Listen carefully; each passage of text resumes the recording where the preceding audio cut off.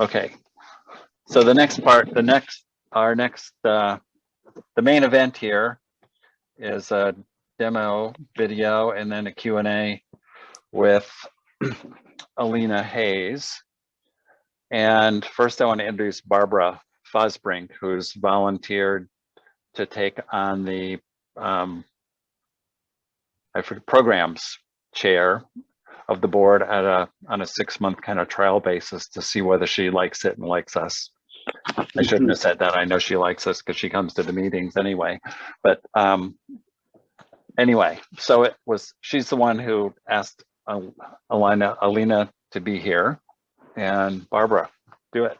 Okay, so I'm gonna first start off by saying, if you're a member of the guild and you've got some time, this is like an okay, fun place to hang out with the board. There are some really incredible people and a lot of dreaming going on. So if there's things that you'd like to accomplish that are bigger than your own little studio, volunteer for one of those 3 jobs, because it's been okay so far. So I first want to welcome the Ventura College current and former students who have joined us tonight. You know, Alina has a following, so thank you for being here. And if you like what happens, think about joining the guild. There's all sorts of benefits. Alina has a Master's of Arts from Cal State Northridge in ceramics. She's an adjunct professor at Ventura College and also at Cal State Northridge.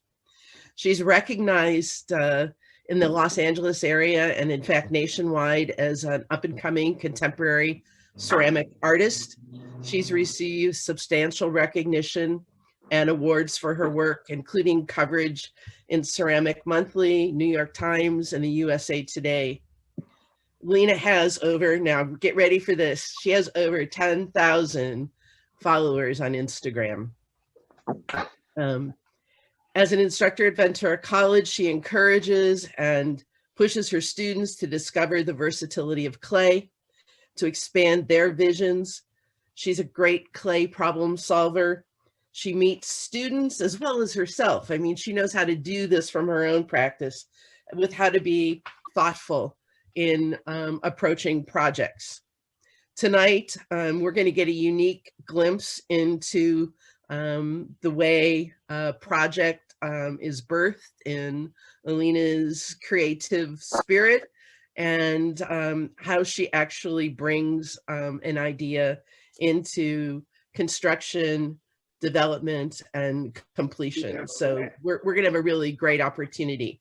Following the video, Alina has agreed to join us to answer any questions or talk with you a little bit about how she approaches her work. So with that, I'm going to ask Alina, can you just pin yourself so we can all see who you are? I know you're there. Yes, I have a plan to attend this meeting. No, Alina, can you pin yourself? There you are. Can everybody see Alina? No. She needs to say something so that she comes. I'm gonna unmute myself. Hi, can you see me? Yep. Hey. Yes. Hello, Okay. everybody. Hi, Alina. Hi. So Wynn's going to show the video, and then afterwards, Alina will hang out with us and share what she knows and answer questions we have. So Wynn, it's all up to you now. Okay, so I'm going to share my screen. Can you put everybody on mute Actually, so they don't I'm break in? just going to say that. I'm muting all. Here we go.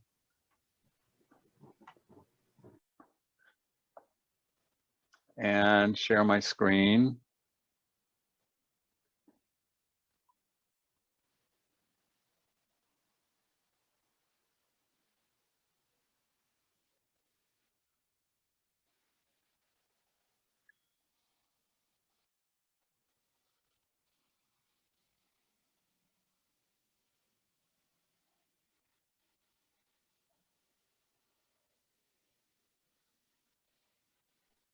What if we've lost him and he muted all of us? You can always unmute yourself. Oh, there, I realized that, Terry. I just did. Yeah, obviously. So you're talking over the video? No, there's no video. Uh-huh. That's what I was just gonna check on. I'm watching the video. Okay, let me try this again. Share screen.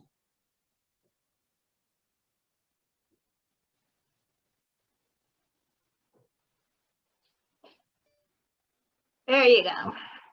There we go. Okay. Peek into my day of making and show you some of the new work that I am currently working on right now, and also share a little bit about my making process. So let's go. So first of all, I think it is important to be brutally honest here. This is my dining room, and during this pandemic and quarantine, my son, my 10-year-old son, has been homeschooling for close to a year now. And even though I do have a workspace in the garage, I cannot work there because I am called upon every 15 minutes. So if I want to get any work done, this is what I must do. And hey, I'm just being honest here. So I think it's important for people to see what your space looks like. I have a Swiffer nearby, and I have to control the chaos and the clay dust. I have a variety of bags and boxes, and if I am to make my work, then this is what I have to do. So first I wanted to talk a little bit about what you see going on here. So this is going to be a multi-section wall hanging. So the idea is that this piece will hang on a wall and be like a three-dimensional painting or a canvas. So here I have a large piece of plywood that I covered in plastic garbage bags. And the reason for that is, as I'm working on this piece and it's going to be laying here wet for a long period of time, I don't want this wood to warp and ruin the flat underside that I want. Also, what this allowed me to do is it allowed me to sketch kind of general forms of how I envision this piece to be. This piece is going to be about maybe 3 feet by 2 feet, maybe 3.5 feet. And so this way, I like it laid out like this because then I can look at it and shoot pictures of it from the top to see what it looks like. Also, the reason why I'm doing this in sections is because I have a kiln that can accommodate about 2 feet long and about 22 inches wide sections. So that's another reason for why I am doing this in parts. Also, though, I don't have an assistant, so it helps me move these pieces around and allows me to move them into the kiln by myself. So let's get started. So this piece is being built with a combination of techniques. I am using slabs as well as coils and also some pinching. So here I wanted to show you how I go about start to build out this piece.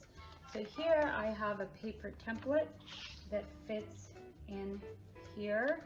So I went ahead and I rolled a slab and I placed it in here. So this piece is going to be curved and rounded. So my slab is ready to go.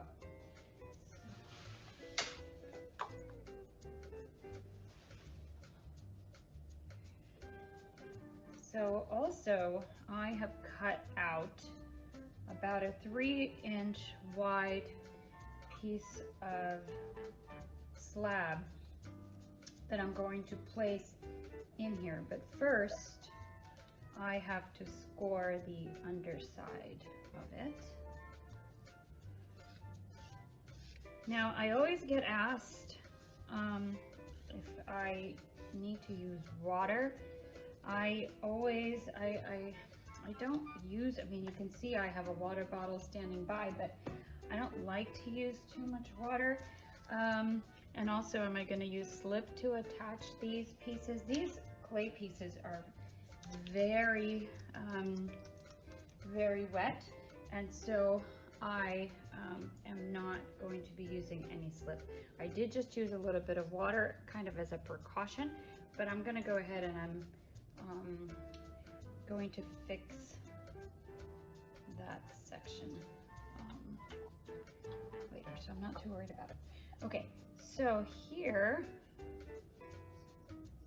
now I'm going to go ahead and I'm going to position this in here. And I'm going to press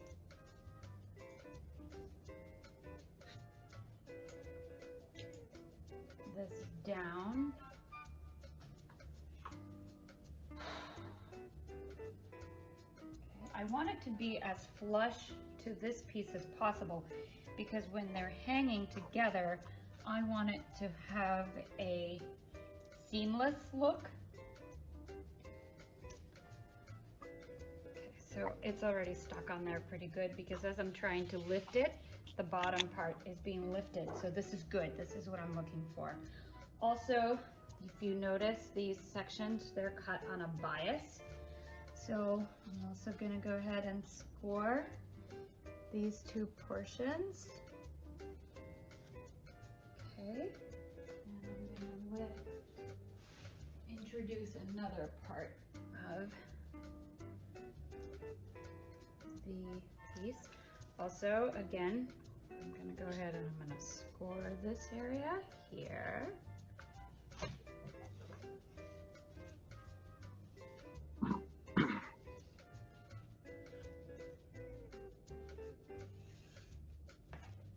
Also, just going to give it just a brief little spritz here, not too much. Again, I'm going to score this here, both sides. Doesn't have to be pretty, doesn't have to be neat. We're going to be fixing all of this anyway. And then I'm going to go ahead and attach, press these pieces together.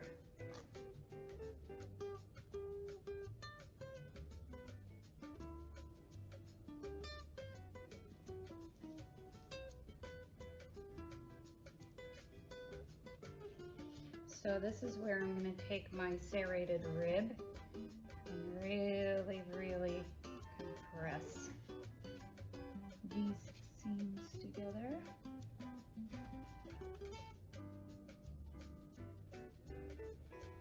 So now I have this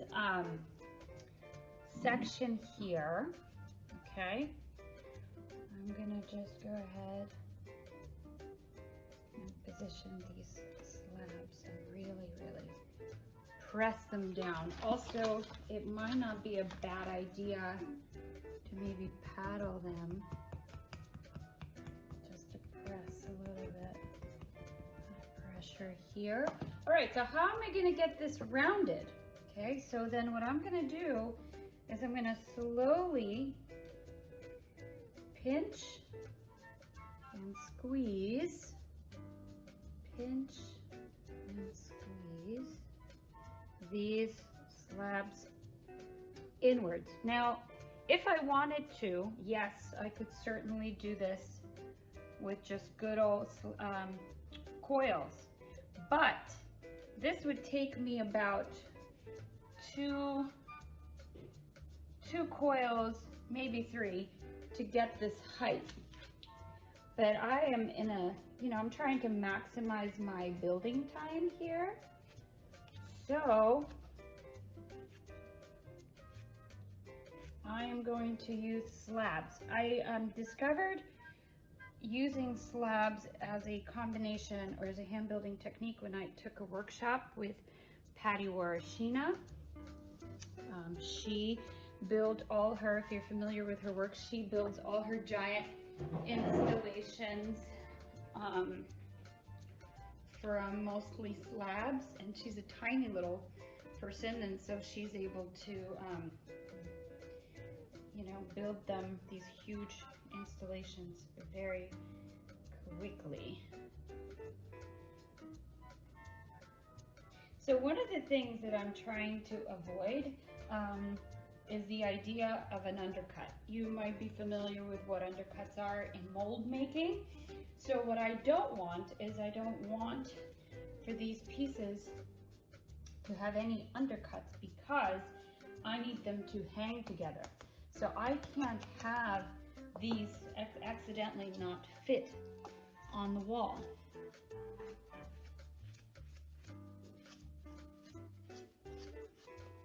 So I will go ahead and I will score this entire thing. As you can tell and you can see. So my plan is to keep having it just a little bit higher than this portion here. This is the part of the work where I am most uncertain about. This is the part where I like the look of this piece the least.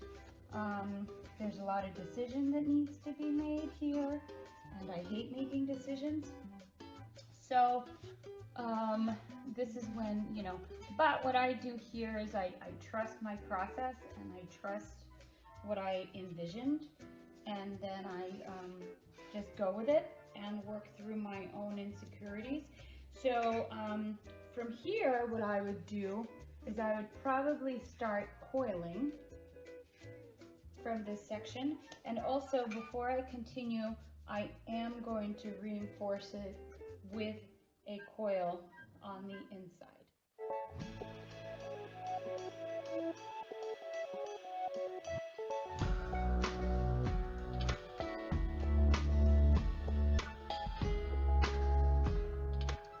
So now that I have this section attached, I'm going to start coiling the rest up. So I, with my coils, I've gotten very lazy. I don't even roll them out anymore. I just sort of pinch the clay and stretch it into this rudimentary sort of coil. Oh, I'm gonna have to come around.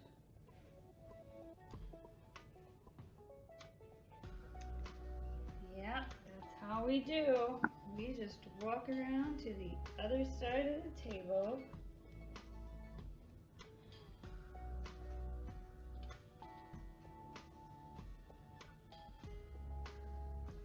And if you want to see this coiling process in more detail, I do have a YouTube video where I coil build a piece from start to finish on my YouTube channel. Yep, I'm gonna plug myself here.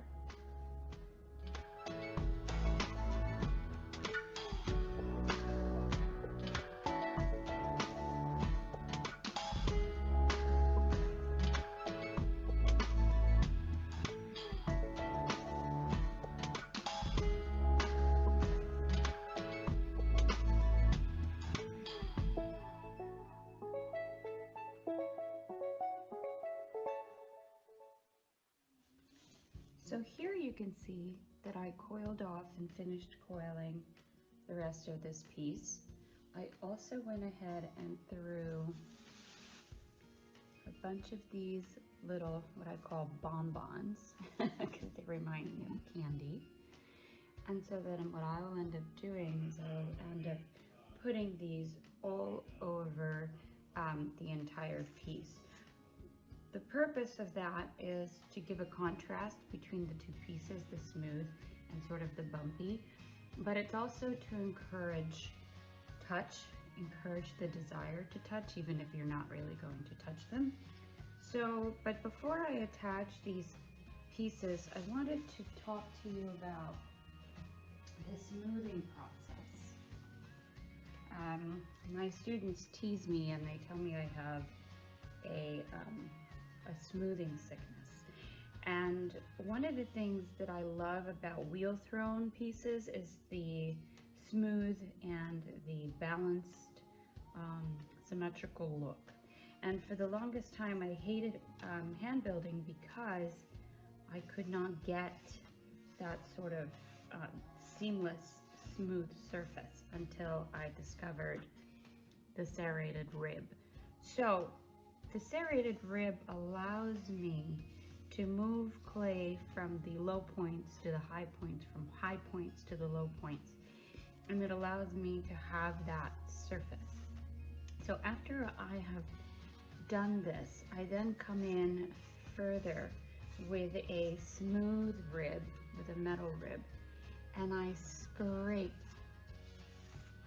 a lot of this ribbed area, okay?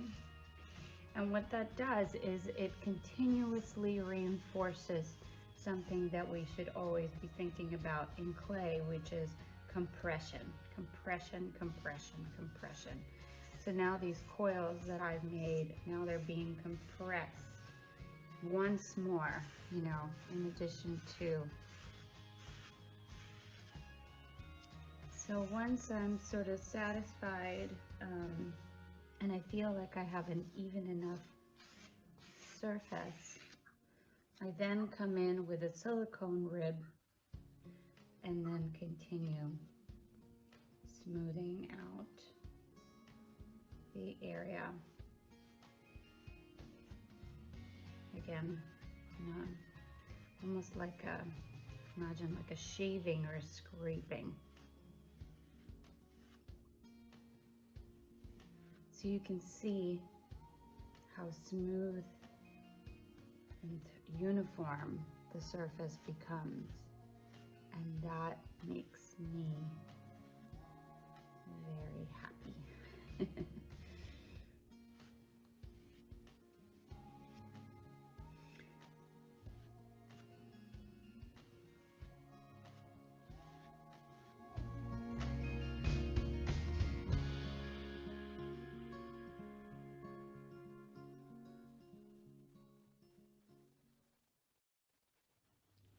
So before I begin to clean up and wrap this piece up for drying, I just wanted to share with you more or less the finished product.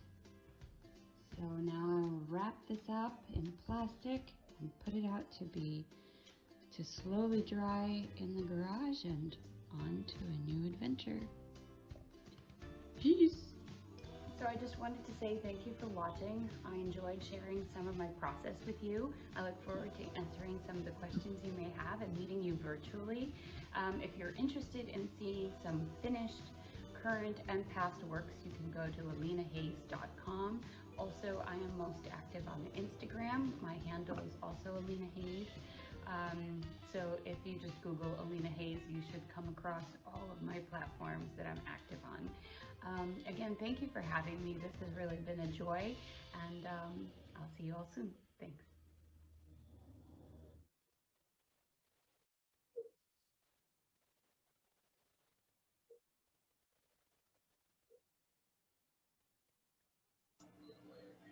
Okay.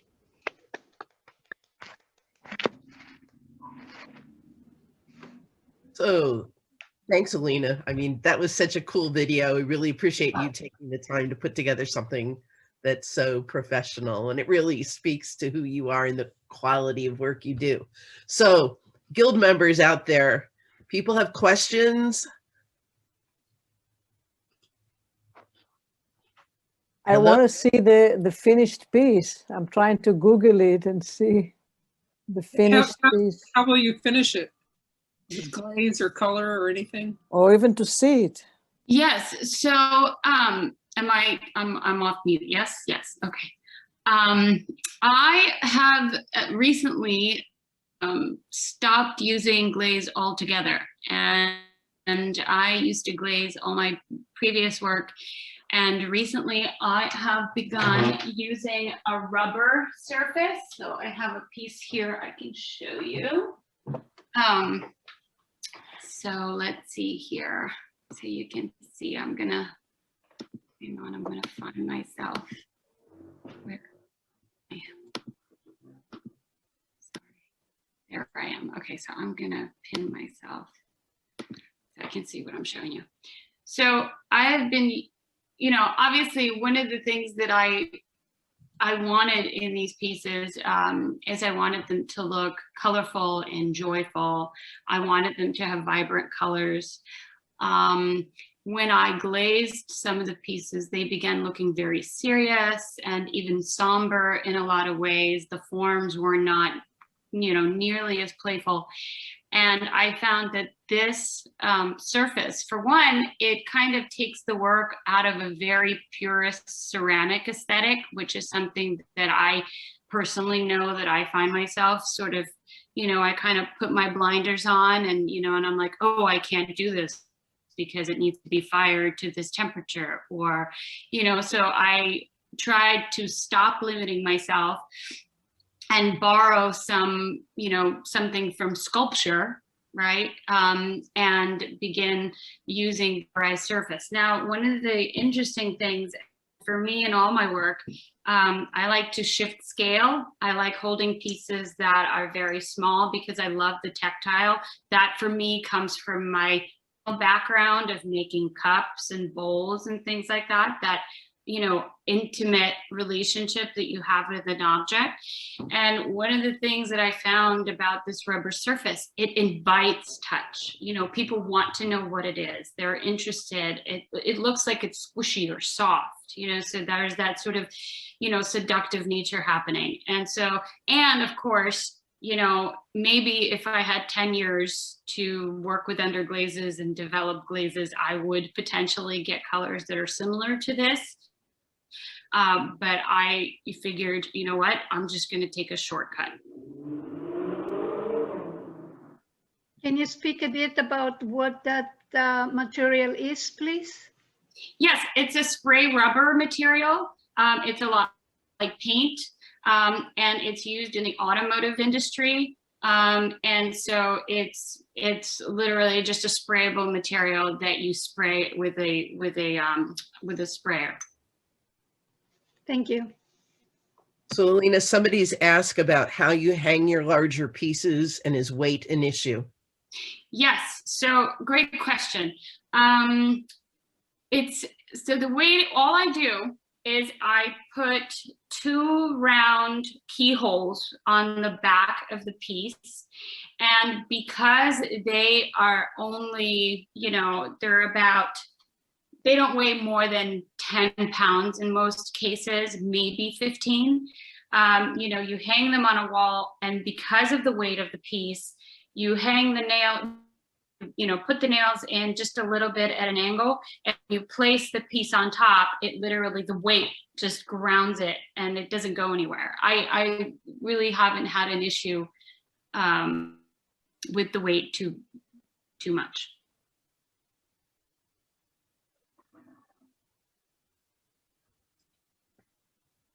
Did you have to experiment with different clay bodies? Because you had like a big expanse going over, and I'm a wheel thrower, so the hand building I'm not familiar with, but it just seems like I was impressed with that piece that you just made.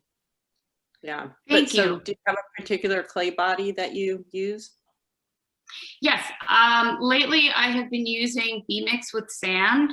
Sand just creates a nice soft, you know, creates that nice kind of bond. It allows things to shrink a little bit. It's a very forgiving clay. Also, I am no longer concerned with the color of the clay, and little trick, because I'm now making a sculptural object, it doesn't need to be fired to like a cone 6. I fire all the sculptures to a cone 1. And so what that does is, so when you fire it to a bisque temperature and it's like an 04 or an 06, all that bisque is still quite fragile. And so then and it's pink and porous. But what this does, this vitrifies the clay, and it's a B-mix cone 10 clay body. So what this does is it vitrifies the clay enough. It makes it very, very kind of ceramic and hard. But it doesn't, the cracking is severely diminished because of that. So Alina, can you talk a little bit about the internal structure? That first piece you had, it looked like you had some kind of structure on the inside. When do you choose to do that? And how much of the inside of the form has that?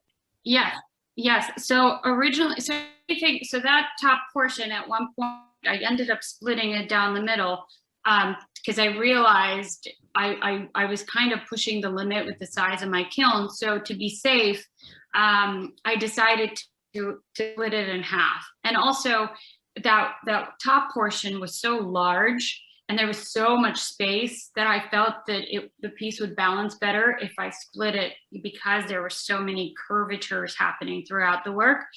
So I did that. But I don't, the fear, of course, is that with the large slab or the large coiling over top, you might get some slumping.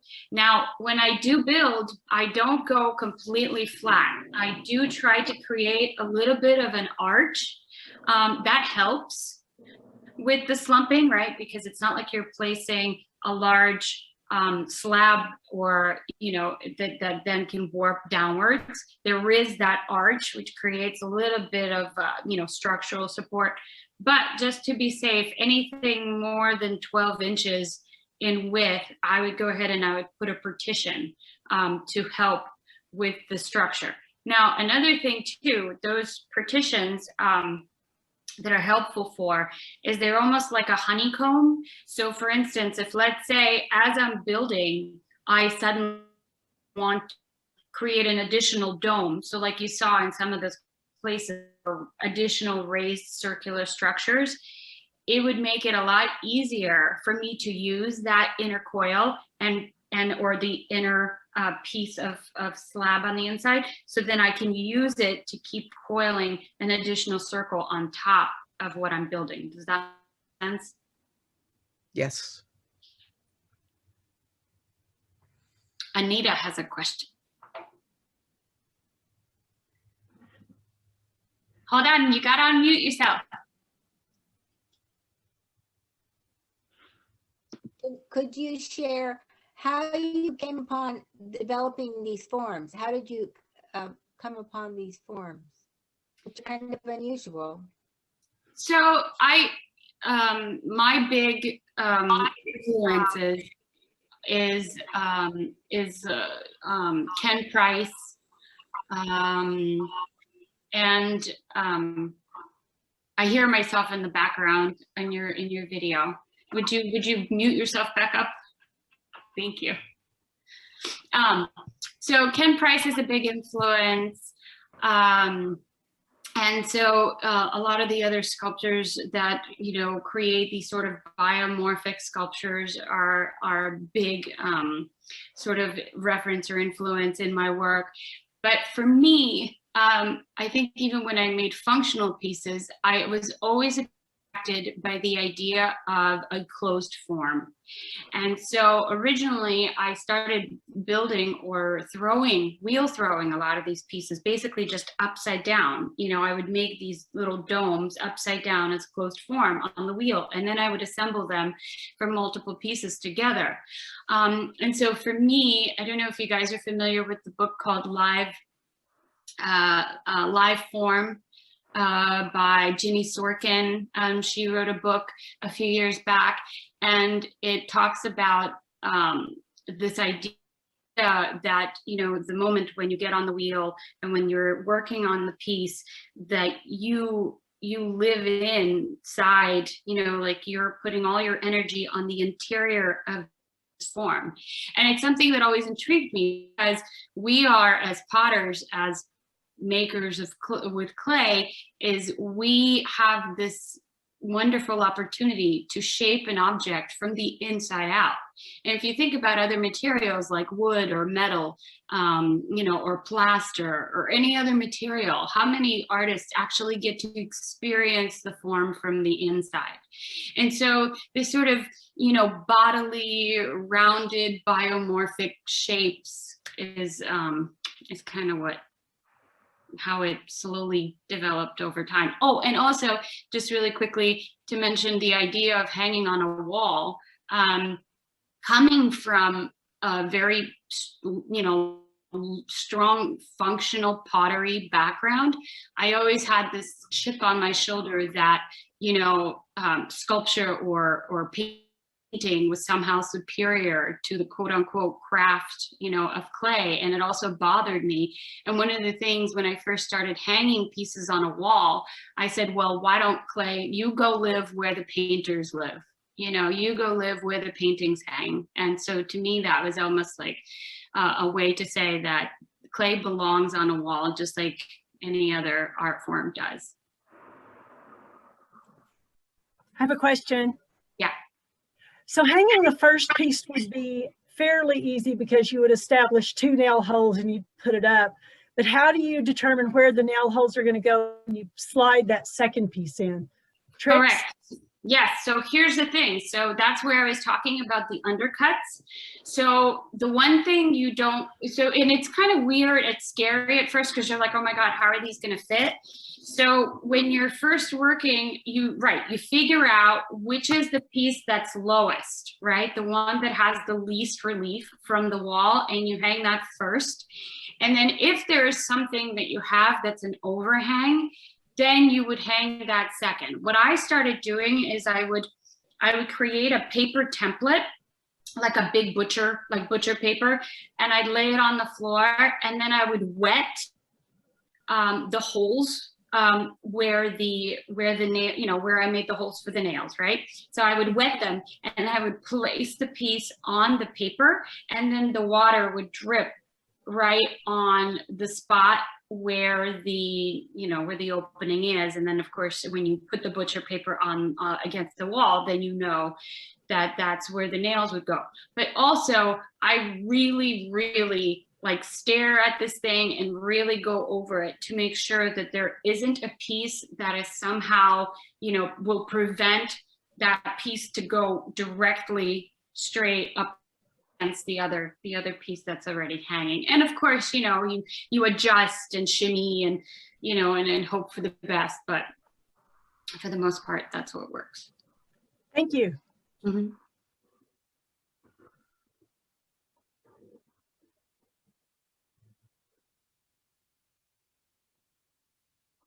Any other questions out there? In one of your pictures in Instagram, yes, you have, oh, let me put this so you can see my face when I'm talking. You have one of the pieces that the surface is not smooth. Is that the same rubber that you utilize in different? Let me see if I think I know what you're talking about, but I'm trying to find you. It's an orange one from, let's see, does it say? Yes, it's the same. It's the same exact material. I have, well, the one that I have without getting up is this guy. So yes, it's the same material. It's just applied differently. Mm-hmm. It's so I spray it from a far enough distance on a. Mm-hmm. I'm giving you all my secret. I spray it from a very far distance when on a really hot day. And so basically what it does is it allows the rubber to dry some before it reaches the surface. And then it creates this sort of, and of course, the more you do it, the more puffy it becomes. And then so that the rubber kind of falls down. Thank you. So the underlying structure of all of your pieces is smooth as a baby's bottom. It's how you manipulate your product for the finishing that gives you that texture. Correct. Yes, the piece itself is smooth as usual. So, I have a question. Can you hear me? Oh, yes. Good. Okay. So, when you start a new piece, do you draw it? Do you imagine it in your mind? Do you just get a piece of clay in your hand and start modeling it? So how do you get those? What's your inspiration and how do you move on it? Good question. It depends. Honestly, sometimes I will sketch. Like this isn't a sketch for that particular piece, but it is a sketch for a different one. Okay. And Yes. so sometimes I will sketch, and then but what I'm mostly predominantly looking for when I kind of sketch is to get sort of a general form down. So that I'm so there's a lot of things that are going through my mind as I'm thinking about it. How big are the pieces? Can they fit into the kiln? How big will this piece end up being? You know, and then are they balanced? Another, you know, this is balance is something that's always been a present. You know, so I always try to, you know, you borrow from the painters, you borrow from the abstract expressionism, you know, from expressionists, where you know the idea of balance and you want the eye to kind of circulate the piece, and you know, if there's somewhere where you want to focus, then maybe you put a lot of detail in that one specific area, or maybe there's a crevice. But that sort of happens as the piece develops. Because we're working in ceramics and it's clay, it's hard to imagine, you know, this is two-dimensional, right? So this really just gives me the outline. But when this animal starts to come off, you know, coming off the back of the plywood, it starts to, you know, speak for itself really. And what happens if you know, if the curve has gone too far, or, you know, if all of a sudden this piece is sticking out. A lot of the time, inadvertently, I end up making things looking phallic, which I don't mean to do. And so then there's almost like this, you know, this thing with myself where like, oh my God, how do I like now, like, how do I get rid of this? You know, because it's really not the intention. But, you know, when you're working with these sort of forms, it just kind of, it happens. So, so yeah, so I will sketch, but mostly, honestly, it's really just the flow of the profile of the piece and how they combine together. Very good. Thank you. Thank you very much. Question. Do you have any special techniques or considerations when you're firing the pieces? Do you just put it in, automatic controls take over, or do you? Pretty much, yes. I am set it and forget it type of person. I have a Scott kiln. Hang on one second, let me turn that off.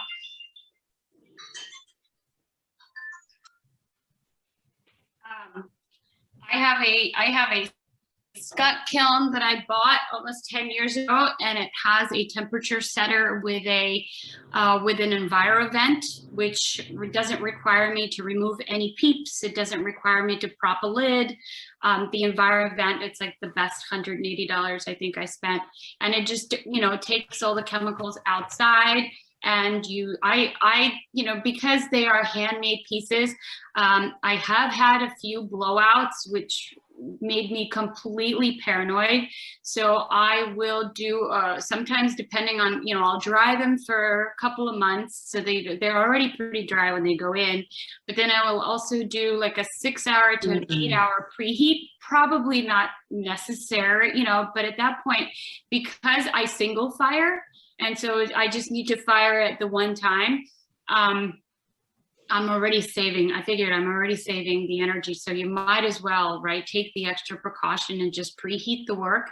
And then of course I do that little trick with the mirror that you guys know, where you put it up to the peep. If you put up a mirror to the peep and there's still moisture in the piece and you lift off the mirror, you'll get condensation.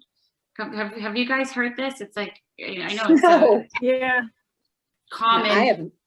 Kind of common techniques. Yeah, so if you take a mirror to your peep and your kiln is closed and you just open the one peep and then you hold it up for like 10 seconds and you lift it up and you see there's like an immediate condensation come over the mirror, that means there's still moisture in your kiln, so keep preheating. Just like a dead body. Yeah. Excuse me? Whether they're breathing or not. Yeah. Yes. Stacy, I think you had a question. Alina, first of all, I want to thank you, because since I've taken your class, I have been doing a lot more hand building in the last year. Awesome. So, and I also use I got some of the rubber spray at Home Depot, and I used that on the bottoms of my pots to match the glaze so that I wouldn't have the raw bottom, and it was nice and smooth and everything. So, and that worked out really well. Did you have issues with it peeling? Well, that was what I was going to say to you is I mean, you could, if you tried, you could peel it off. Tried really hard, you could. And I wondered how you resolve that. And then, do you use the cans, or can you buy it in volume and then use it in a spray gun? Correct. You can also, yes, you can gallon, and you can use a regular like a spray gun that you would use to spray, to paint cars. And in terms of the peeling situation, like for instance, it's really not a material. It's honestly not a great material. I think it looks like magic, right? But if you try it, you'll quickly get discouraged. It's runny.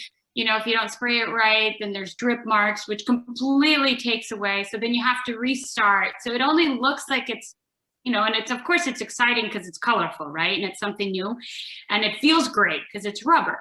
But the thing is, it's not a very, like this, for instance. So I started the idea of, maybe moving it into, I call these like function light, where they're really not meant to be for your, for your eating off of, but it's a cool sort of design jar, or, a centerpiece on a coffee table or something along those lines.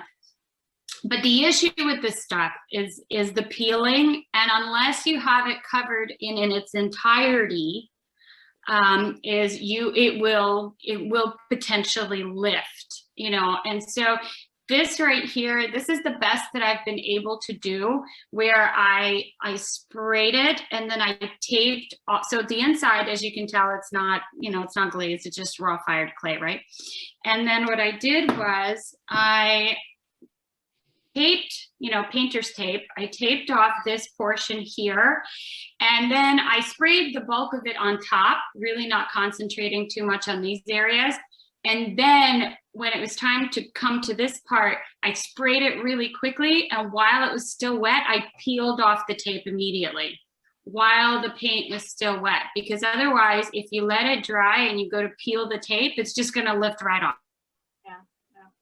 And it's really, I found it was really helpful because I did some test tiles first to do more thin layers than a big thick layer. Yes, it's a similar technique for spray, kind of in that same thing, that you just need to do layers and layers and layers. So anyway, thanks.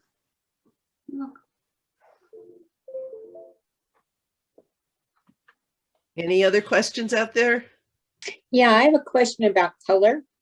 When you're producing, when you're envisioning your piece and you're creating it, do you already know what colors? I mean, is that in part of the image, or do you wait until it's complete and then see where it takes you? That happens a lot.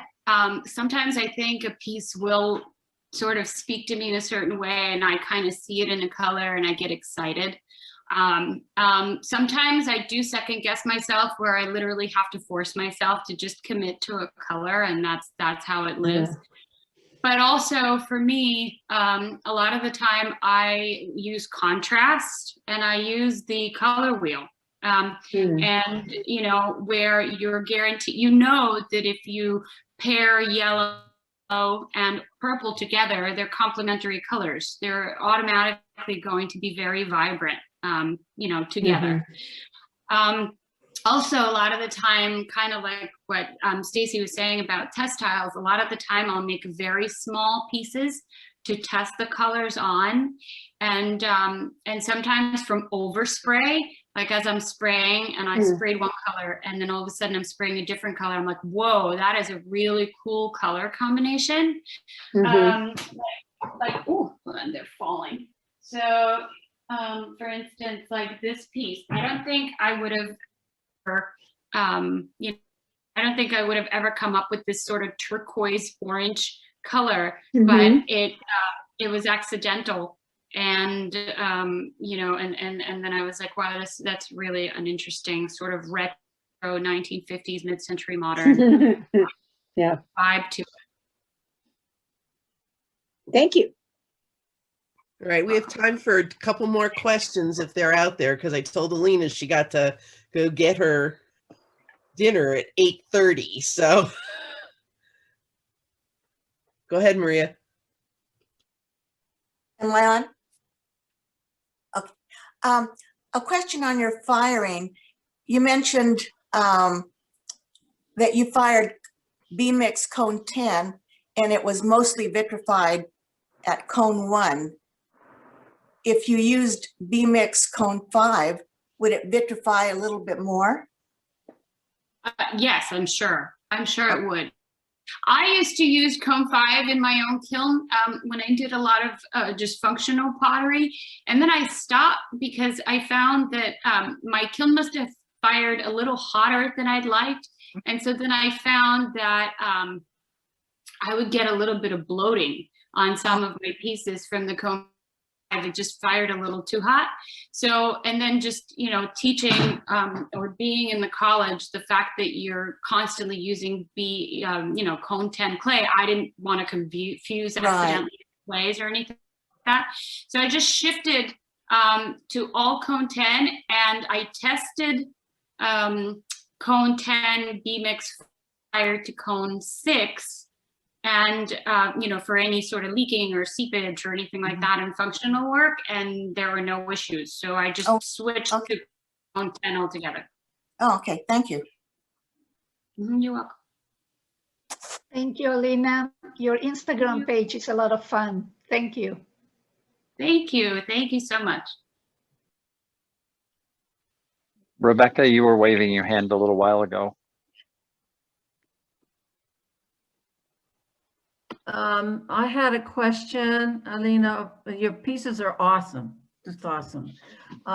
You had some older work that was functional, and it had little drops going off the edges of the. I wondered how you safely fired those, or did you do something special with those little drop things?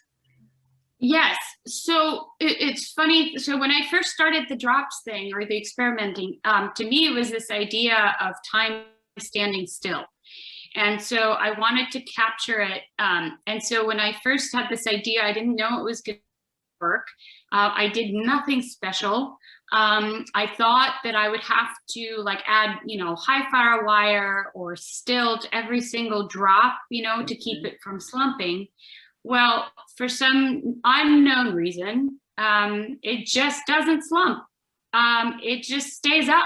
And I used Coleman porcelain for most of it. And they're fired to cone 6.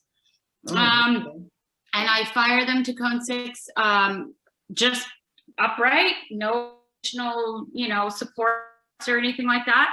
And then after that, I also apply a pearl luster to the droplets to kind of you know, give them that pearlescent pop. Thank you. You don't whack them off. That would be what I would do. I'd whack them off.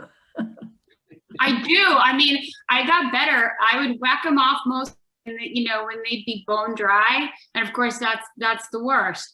Yeah. But and I tried this with B-mix. It doesn't work. But I've knocked off a few of them with Coleman, and literally I would lick one side and lick the other side and like score it really bad, you know, like crazy, and stick it back on there. Let it get back to bone dry, and then just scrape, you know, the seam clean and fire it like it never happened. All right. Well, thank you so much. This was very good. I learned a lot. Thank you. Thank you so much. I have a question. I don't have my light on here. I'm curious why you don't use paper clay. You know, it's something I haven't tried. I'm sure I could. You know, it's I've used B-Mix and it's worked for me, and so you know, so I haven't had a reason to try it. But I have tried Laguna's self-drying clay, and the jury's still out on that. It's a very iffy material. On the one hand, I feel like it's liberating because once you're done, you're done. And if I'm not glazing the piece anyway, and if I'm painting it or spraying it, whatever it is, you know, it eliminates the you know, you could build a sculpture that's 5 feet tall and you're good to go. But it does crack, and it doesn't give me, it's not good for smooth surfaces. If you're a pincher, like if you're the person who loves the very pinchy vessels, I would definitely say give that a try. But if you like your forms to be smooth, I haven't figured out a way to get it to work. I sometimes use Aardvark has a porcelain paper clay, and I didn't like it at first. I didn't like the texture. I didn't like the way it felt, but it's definitely interesting to work with, to rehydrate and be flexible with. It's probably a lot more expensive though, right? Being a porcelain. I'm not. Yeah, I think it's. I'm not sure, but it's probably more. Yeah. I'm open. I would definitely try it.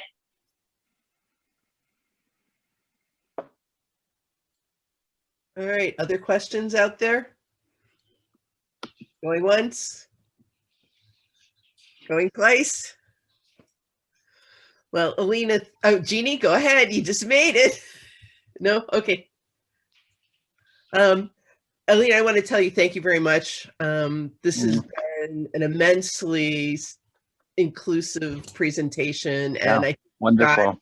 The juice is flowing in a lot of people's minds about what possibilities are out there and trying something new. So thank you for taking the time to put together the amazing video, and thank you for hanging out with us, and feel free to come back and join us on the 4th Monday night of every month and see what's going on. Okay, thank you. Barbara, thank you for reaching out to me. You guys seem like an amazing group of people. I appreciate all the questions. Thank you so much for being engaged and interested. There's nothing worse than listening to yourself speak on camera. I appreciate it. Thank you so much. Okay, and I want to toss this now to either Stacy or Terry, who are putting together the program for next month, just to prompt everybody about what they need to be prepared to do, because next month it's on you. Yeah. Terry, are you there?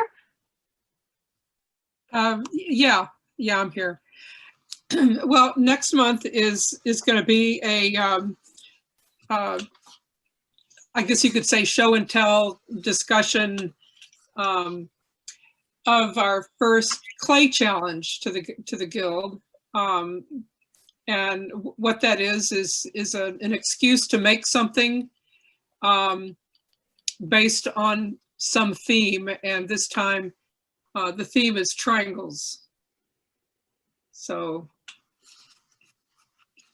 And I've been hard at work on my piece, which also has a lid on it. So if it comes out, I can send it to Beatrice Wood, because all right, I was thinking that day, which is unusual, but you know. Yeah, so I hope people are having some fun with it and trying something different, and look forward to to parading through the different items next month, kind of like we did in December, where people held up their whatever it was that they made or showed pictures of it, and people could ask questions about it and stuff. I've had a lot of fun. Good. Yeah. It was tougher than I thought it would be, actually. Yeah. Like, whose idea was this? Stacy. It's Stacy's idea to do triangles.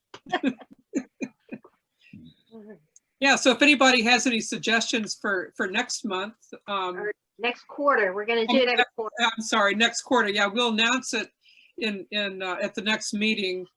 But in the meantime, if somebody has any suggestions, they can email either me or Stacy, or put it out to the Member Connect or something, because we haven't decided on what we're going to do next time yet. Who all is working on a project with triangles in it? Mhm.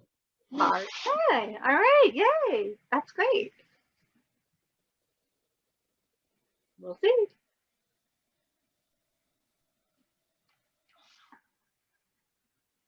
Okay, are there any other announcements anybody needs to make, wants to make?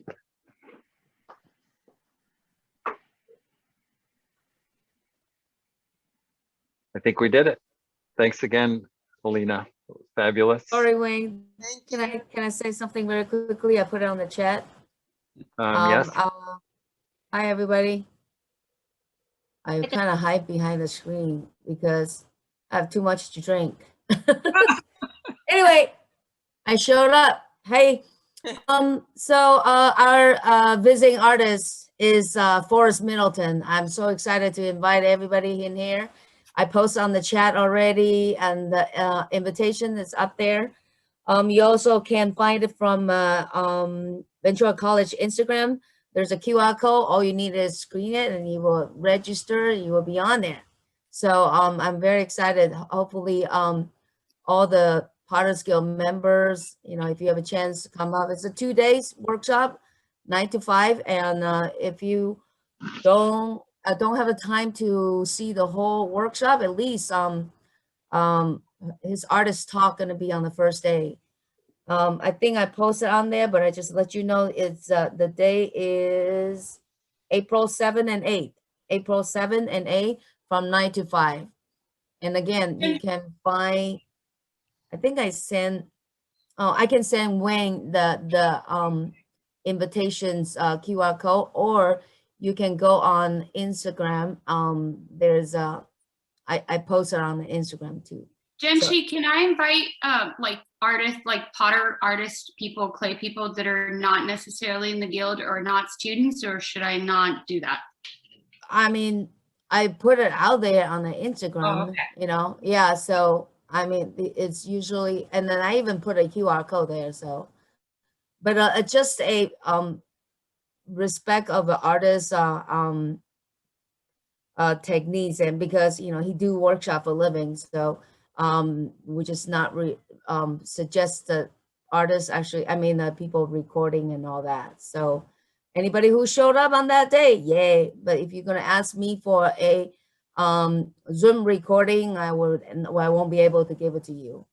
So show up on that day. I think same as whoever our last artist to Chris Tur is the same way. So anybody who want to come in on that both day, just register and get on. And if you missed that, what next time? Okay. So if you want to send me the link with a QR, Absolutely. something with a QR code in it, QR code? Yes, we'll get it QR in the code and newsletter and so forth. Yeah. Okay. Awesome. Thanks. Yeah. Okay. Thank you. A great demonstration, Alina. Awesome.